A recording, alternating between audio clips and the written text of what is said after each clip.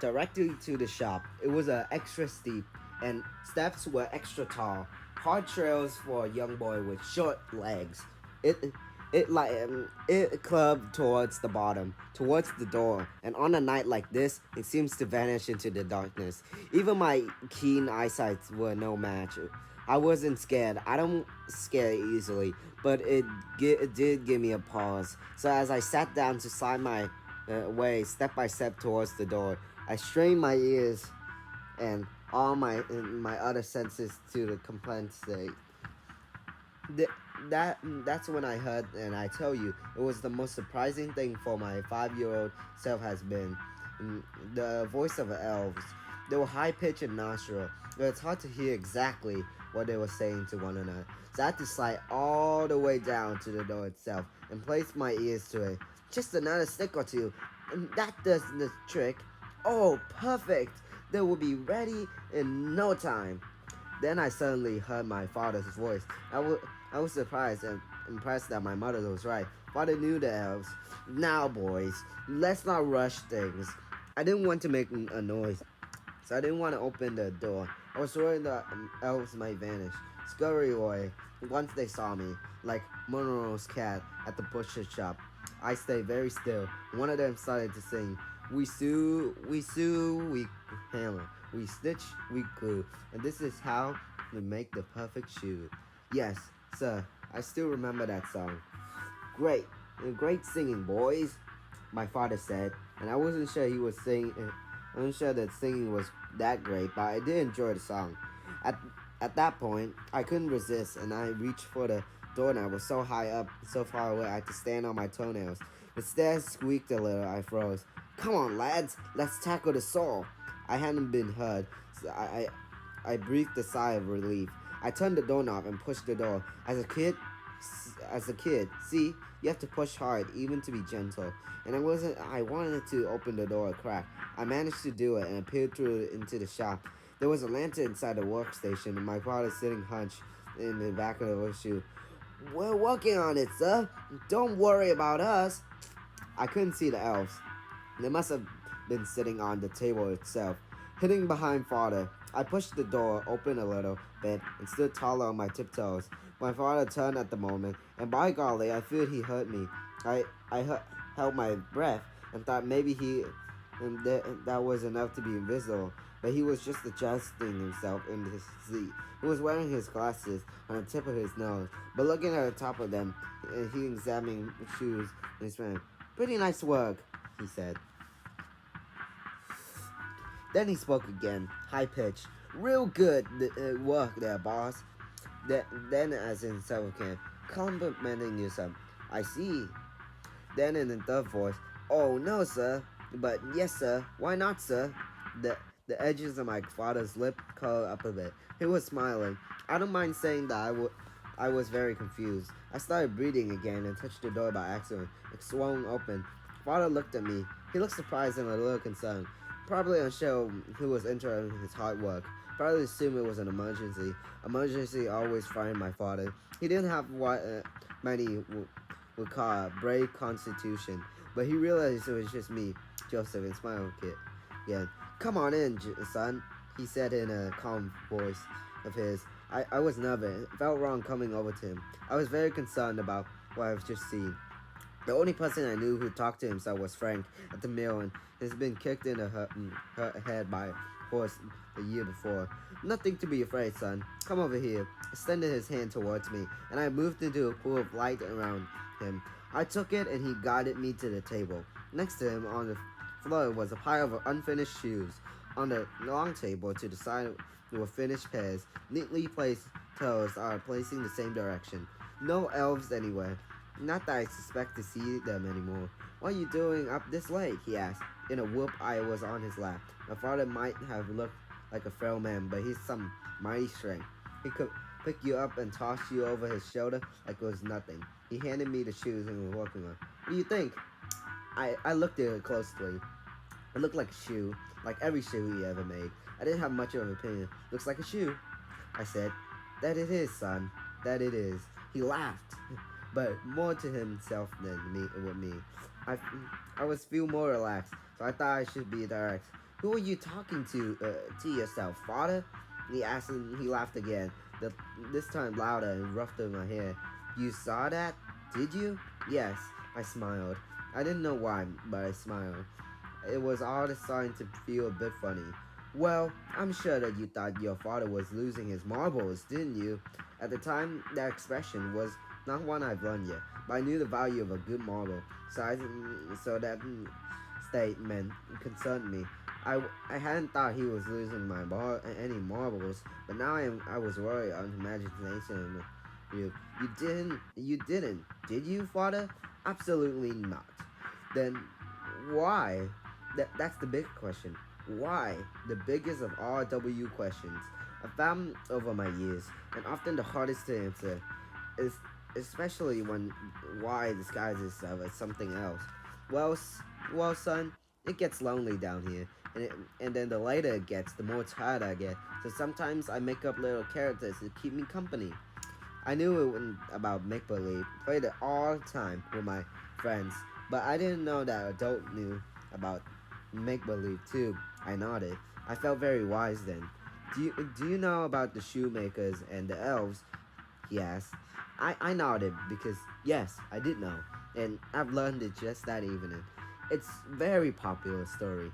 Every shoemaker knows it, and sometimes I wish were true. Sometimes I just wish that I could go to bed and the next morning all the shoes would be done. Spend more time with you and your mother, but it's not that. But it's not a true story. It's a made up. I nodded again. I didn't know many stories were made up. So sometimes on these long nights, I pretend that I have elves helping me. I understood what he was saying, but he still hadn't answered the why. As I said, the why hides itself and pretends to be something it's not. But why? It makes the world easier. It makes you feel less lonely. It makes it more fun, and the time passes faster. Did you hear my song? He grinned wide. Yes, you sing the song. You pretend elves are helping. Then, just like that, your work is done. I furrowed my brows, thinking hard. I didn't understand exactly all of it. How can time could pass faster that way? But it was one of the very first lessons have I had in how made believe could be real as real life. My father was alone in that room, and time passed as time passed. The amount of work that he had to do was the amount of work he had to do. He didn't actually have any help,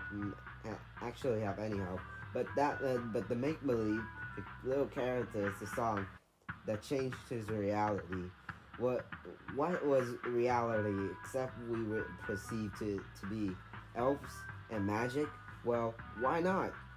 I sat up while my father, as he worked, and he taught me a little song. We sew, we hammer, we stitch, we glue, and that is how we make the perfect shoe. We sang it together. Then, about half an hour later, I yawned so big I could have swallowed not just a fly, but a whole fly family. Time for bed, son. I said, and I agreed. I went back upstairs, back to the dark, satisfied that even if elf might not exist reality, they also did in a way. And even in my keen eyes, reality found my way back to those soft smelling sheets. Nate A. The first time I read this book, it meant a great deal to me.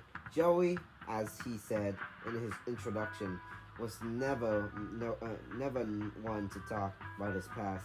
He never spoke about his parents. I certainly never met him. I don't even remember how I learned his father made shoes. So to get this glimpse back at a part of his life for an old friend was very special. I remember telling Joey all this after I read the manuscript back in 41. He just smiled.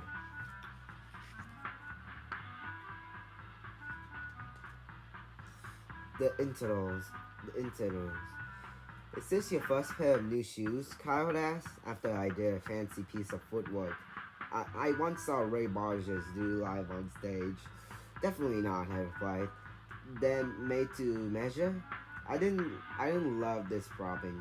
I didn't trust it. They they say it's women who love to gossip, but in my experience, men love it just as much. They just do it differently, though. They hide it behind a short sentence and indirect questions. What did Kyle care about my experience with Shu? I wonder. I wondered it. Probably trying to figure out my past, and that was none of his business.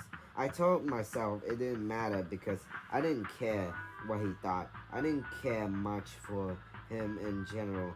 He might have been richer than me at the time, but that's where his superiority ended. He was simple. He was downright silly in his attempt to get more from me, to push me to admit something that wasn't true. What was lazy and obvious. Never approve of a lazy man. They gave us boot in war, I replied. Khan nodded then because he didn't know what to do with that information. He was a year younger than me, hadn't fought, hadn't signed up like I had. I hadn't lied about his age to fight for a country like I had. What could you say to an answer like that? Nothing. Absolutely nothing. Bundy.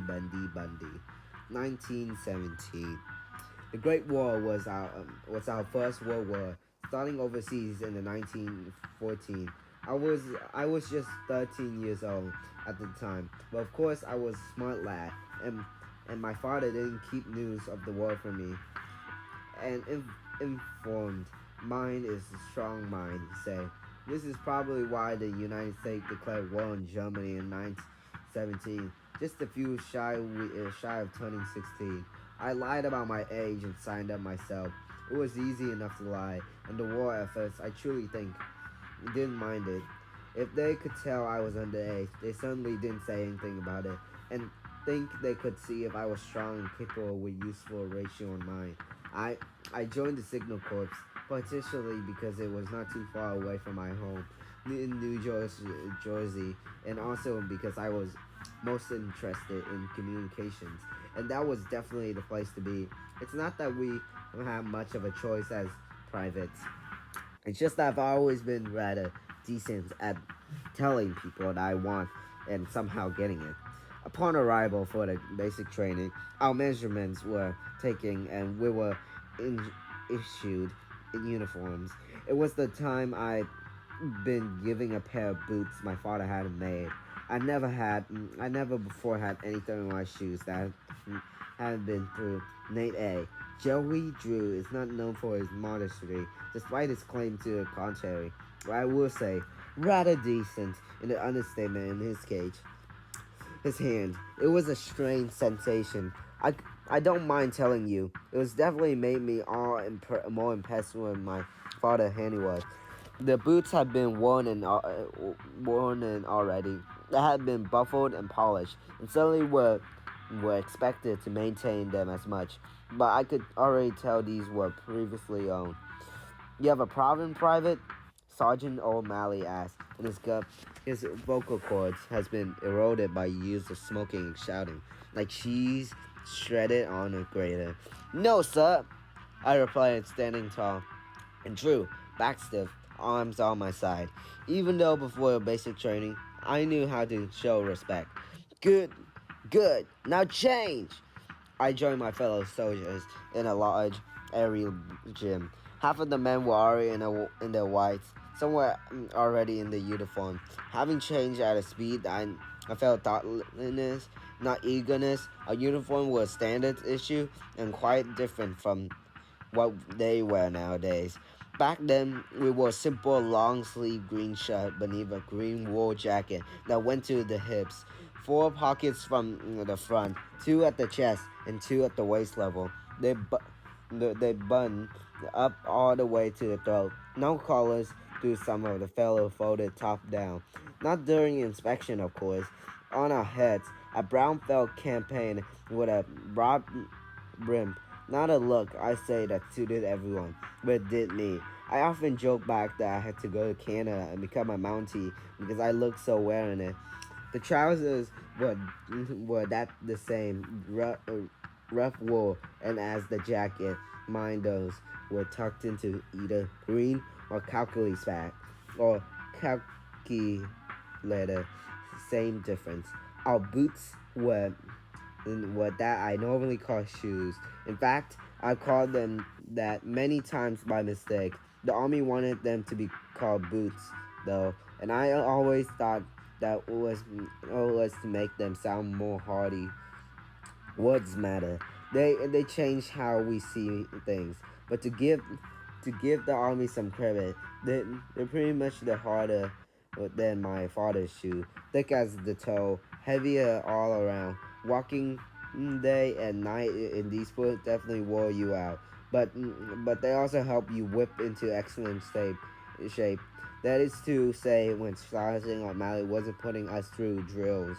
I put the boots on last and noticed a small scuff on the toe, and I whipped off with my jacket sleeve. Then when I saw the initials ZW, I'll be honest, and I say at first, I didn't think they were letters. It was a scratch that happened to look that way. So of course I didn't pay much attention, except to feel frustrated I hadn't been given boots with just impression in the first place. I made friends easily as I started with my training. Two men in particular, only a few years older than me, stand out in my mind. Private Donaldson and Private Eckhart. These lads shared many sense of humor, and so I was a little fascinating with the telegraph, a more newly invented radio system. We were often teamed together to practice putting up the walls, then communication towers, which were busted by cables.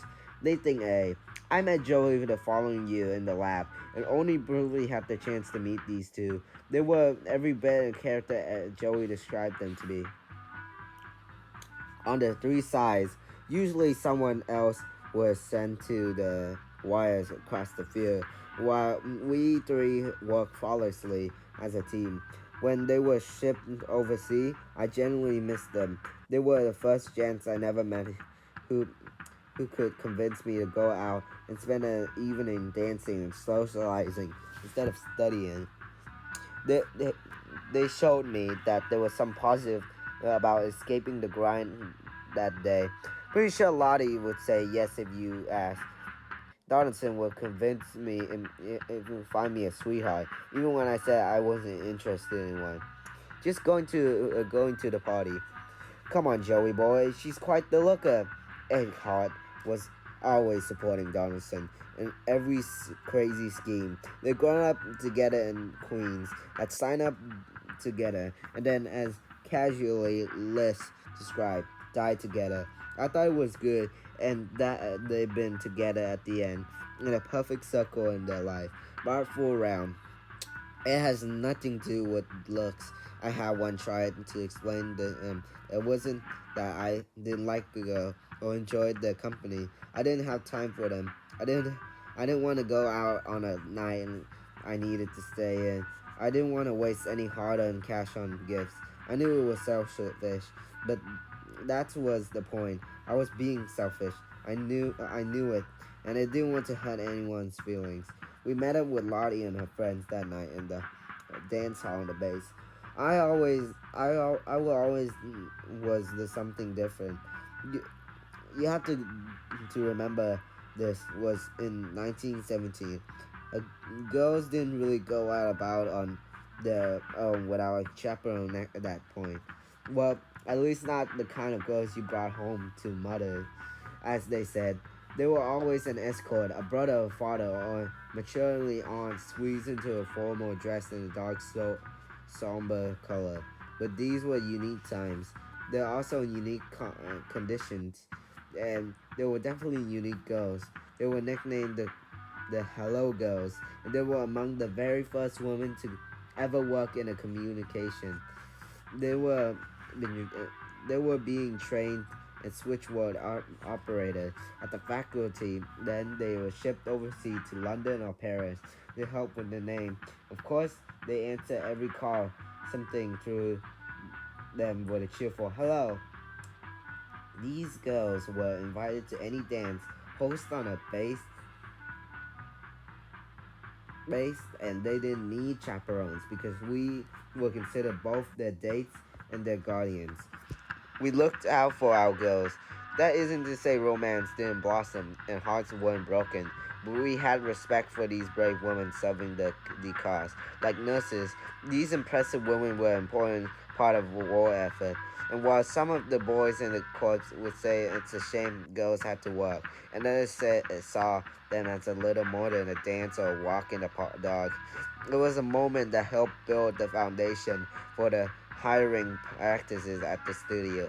Even now, I told it's strange how many women in high position, but I just say it's about the work, and that's all. My mother did the books, the Hello Girl served the country, and that's all that matters.